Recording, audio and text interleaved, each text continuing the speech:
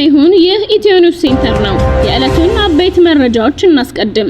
የተራዘመው የፋኖ አንድነት ዘመቻ ጉዳይ የስድስት ሰዎችን ህይወት የቀጠፈ የመኪና አደጋ መድረሱ ተነገረ። ኢትዮጵያውያን በጅቡቲ ለአደጋ ተገልጠዋል። የኑሮ ውድነቱ ዝግብ እንደቀጠለ ነው። በአጭር ቀናት ውስጥ በርካታ ግጭቶች ተመዝግበዋል ተባለ። የአማራ ማህበር በአሜሪካ ማስጠንቀቂያ ሰጠ።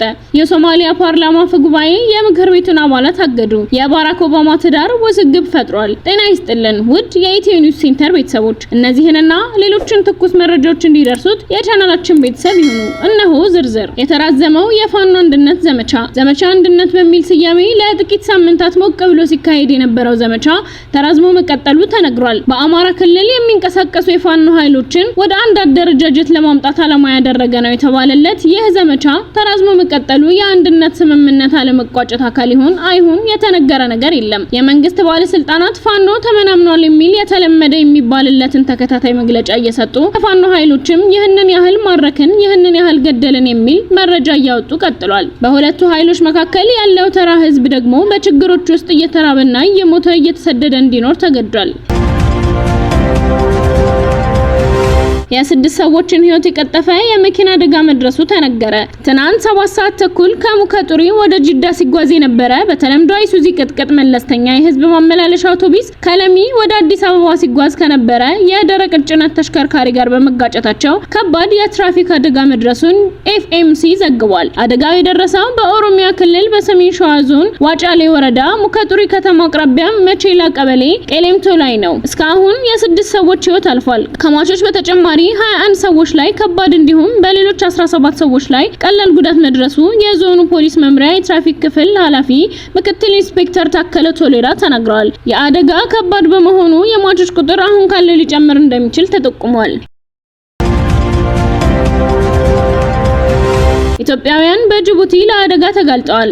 የጅቡቲ መንግስት ሰነድ አልባ የውጭ ሀገር ዜጎች ሀገር ለቀው እንዲወጡ ያስቀመጠው ቀነ ገደብ ዛሬ አርብ ሚያዝያ 24 ቀን 2017 ዓ.ም እንደሚጠናቀቅ ታውቋል። በጅቡቲ የሚኖሩ ኢትዮጵያውያን ስደተኞች ደግሞ ቀነ ገደቡ በማጠሩ ለአመታት ያፈራነውን ንብረታችንን ጥለን ለመውጣት ተቸግረናል ይላሉ። የጅቡቲ መንግስት ቀነ ገደቡን እንዲያራዝምላቸውና የኢትዮጵያ መንግስትም ዲፕሎማሲያዊ ጥረት እንዲያደርግ ዳግም ተማጽነዋል። በሌላ በኩል በዚያች ሀገር የቆዩ ኢትዮጵያውያን ስደተኞች በድሬዳዋ እና በወሎ በኩል በመኪና መውጣት መጀመሪያቸውን የትራንስፖርት አገልግሎት ሰጪ ከሆኑ ኢትዮጵያውያን አንዷ ወይዘሮ ኩብራ መሐመድ ተናግረዋል። አቶ አህመድ መሐመድ የተባሉ አስተያየት ሰጪ በበኩላቸው በተለይም ሀብት ንብረት ያፈራ ስደተኛ ተረጋግቶ እንዲወጣ ቀነ ገደቡ እንዲራዘምለት ጠይቀዋል። ወይዘሮ ኩብራ መሐመድ በጉዳዩ ላይ የሚከተለውን ይላሉ።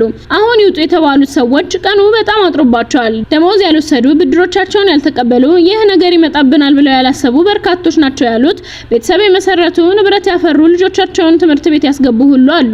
የኛ ማህበረሰብ በጣም ችግር ላይ ነው ያለው። መደጋገፍ እንኳን አይችልም። ህዝቡ ምናልባት የመሳፈሪያ ትንሽ ገንዘብ ካገኘው እያለ ወደ ኮሚኒቲ ይሄዳል፣ እየተመዘገበ ነው። ሆኖም ከዛ የተገኘ ገንዘብ ያለ አይመስለኝም። በጅቡቲ 27 አመት ኖር ያለው መኪና ገዝቼ ወደ ኢትዮጵያ ትራንስፖርት አገልግሎት መስጠት ከጀመርክ ደግሞ 18 አመት ይሆነኛል። ከጅቡቲ ወደ ወሎ ነው መንገደኞችን የምናመላልሰው። በዚህ ዘርፍ የተሰማራን ወደ 100 የምንሆን ኢትዮጵያውያን አለን። አሁን ተመላሾችን እያጓጓዝን ነው ያለነው።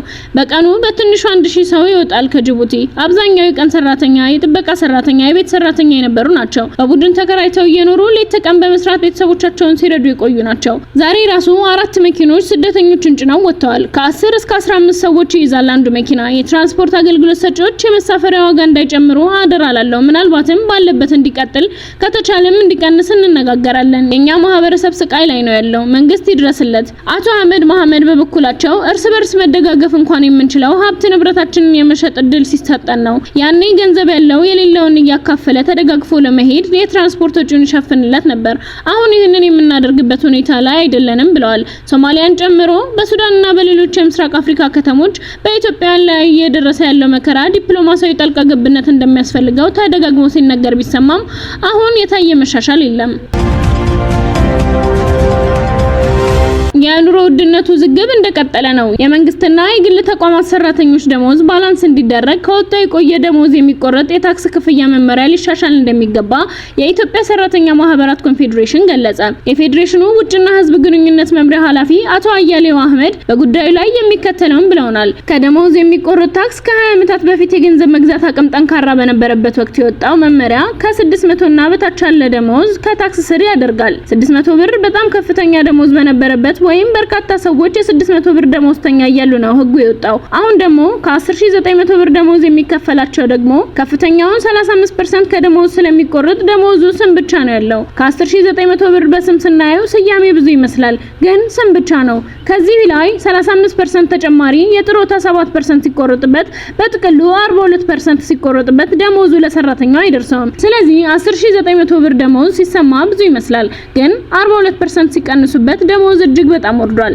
ሰራተኞች ከዛ ተሸራርፎ በሚያገኙት ገንዘብ ሆቴልም ገብተው ሻይ ቡና ሲጠጡ ተመልሰው ሁለተኛ ታክስ አለባቸው። ፓስታ ማካሮኒ ሲገዙ ታክስ አለባቸው። ስለዚህ ገንዘቡ ጠቅላላ ተሸራርፎ ከገቢ ግብሩ እጅግ በጣም የገዘፈበት ወይንም ደግሞ ለሰራተኞች ጠቀሜታ በማይሰጥ አይነት ደሞዙ እየወረደ ነው ያለው ያሉት ባለሙያው ሌላም ተጨማሪ የግብር ዕዳዎችም አሉባቸው ሲሉ ይገልጻሉ። ስለዚህ እነዚህ ጉዳዮች ሪቫይዝ መደረግ አለባቸው። ታክስ ለመንግስት፣ ለልማት፣ ለሀገር ይጠቅማል። ይህንን በደንብ እናውቃለን። ግን ምክንያታዊ በሆነ መንገድ ጥናት ተደርጎበት ሰራተኞችንም ሀገርንም በማይጎዳ መልኩ በጥናት ተደግፎ መሻሻል አለበት። የግልና የመንግስት ሰራተኛው በአጠቃላይ ስሌት የደሞዙን ግማሽ ያህል በግብር መልኩ ለመንግስት ይመልሳል የሚሉት ባለሙያው የሆቴል አገልግሎት፣ የእቃ ግዢና ሌሎች መሰረታዊ ወጪዎችን ሲገዙ የሚጣልባቸው ዕዳ በተገቢ መንገድ ካሰላነው ከዚህም በላይ የግብር ዕዳ አለባቸው ብለዋል። የመንግስት ሰራተኛው ውጤታማ የግብር ከፋይ እንደሆነ ተደጋግሞ የሚገለጽ ጉዳይ ነው። ነገር ግን አሁን ካለው የኑሮ ውድነት አኳያ ሰራተኛው የህልውና ጉዳይ ውስጥ እንደገባ ይነገራል።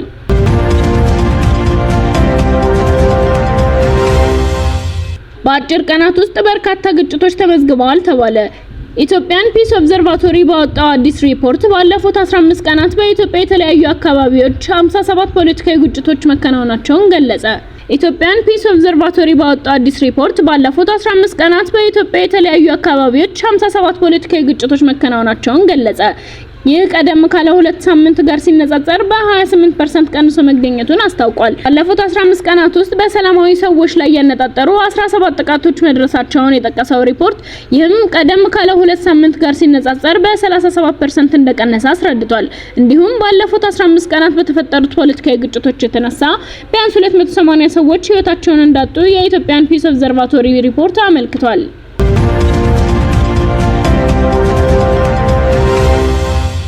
የአማራ ማህበር በአሜሪካ ማስጠንቀቂያ ሰጠ። የአማራ ማህበር በአሜሪካ የመስክ መርማሪዎች በቅርብ ሳምንታት ወጣት ወንዶችና ታዳጊዎች ላይ በድብደባና በዘፈቀደ ስርዓት በታገዘ ግዴታ ሰፊ አፈሳ እየተካሄደ መሆኑን መታዘባቸውን ዛሬ ለሚዲያችን የላከው መግለጫ ያሳያል።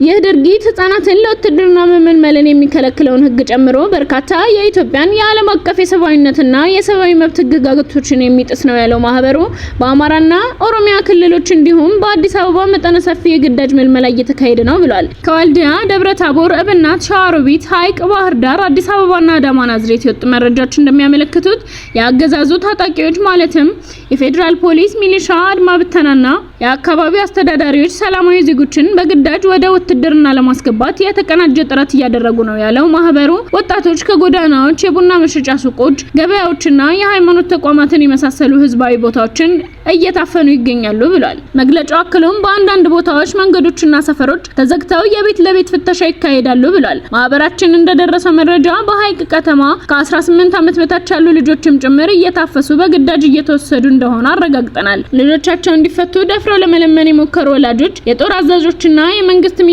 መሪዎችን ጨምሮ በአካባቢው ባለስልጣናት ድብደባ ደርሶባቸዋል። ይህ የግዳጅ አፈሳ ሀገርን የመከላከል ተግባር አይደለም፣ የተስፋ መቁረጥ ድርጊት ነው በማለት ማህበሩ ድርጊቱን አውግዟል።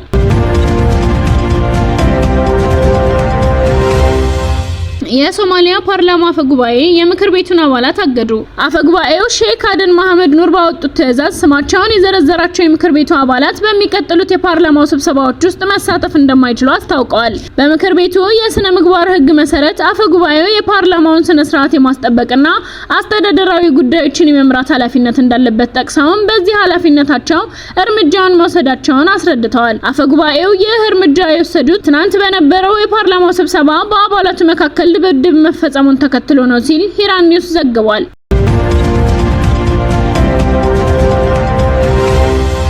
የባራክ ኦባማ ትዳር ውዝግብ ፈጥሯል።